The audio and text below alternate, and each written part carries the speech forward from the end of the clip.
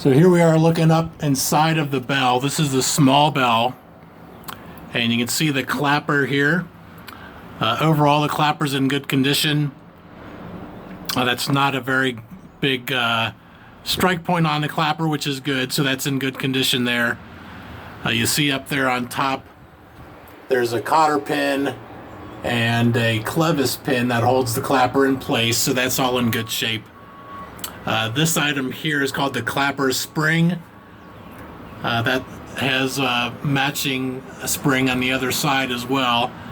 I did want to show you the clapper spring. The clapper spring's job is to catch the clapper before it hits the bell. So the clapper comes over, the spring catches it, and the spring is supposed to be stiff.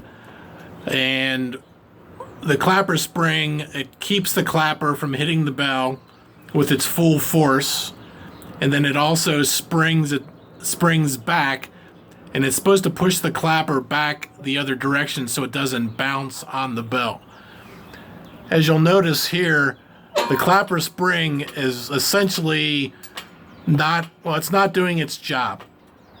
The clapper spring is very loose. The clapper has absolutely nothing to alleviate its full strike as it comes against the bell. So this clapper spring might as well not even be there. This clapper spring, it also is hitting the bell. You don't want the clapper spring to hit the bell. So you can see that bolt up on the right. It's supposed to be holding this clapper spring tight. And you can see I may even be able, if I tried hard enough, to pull that clapper spring out. So that's not good. That clapper spring should be stiff. It should not give at all.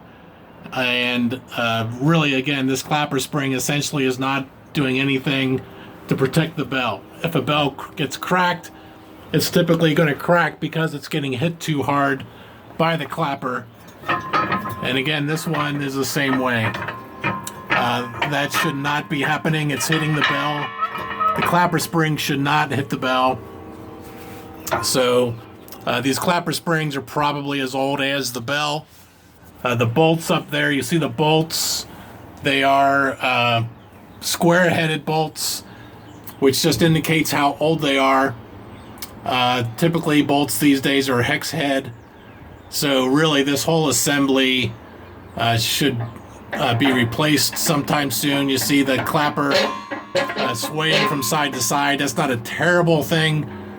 But again, the clapper should be somewhat firm in there and not have a whole lot of wiggle back and forth. So again, just an older headpiece. That round piece up on top is called the headpiece. The clapper is captured in the clevis, and then the pin goes through the clevis, and the clapper swings from that pin. So really the major point is these clapper springs are just really old and need to be replaced.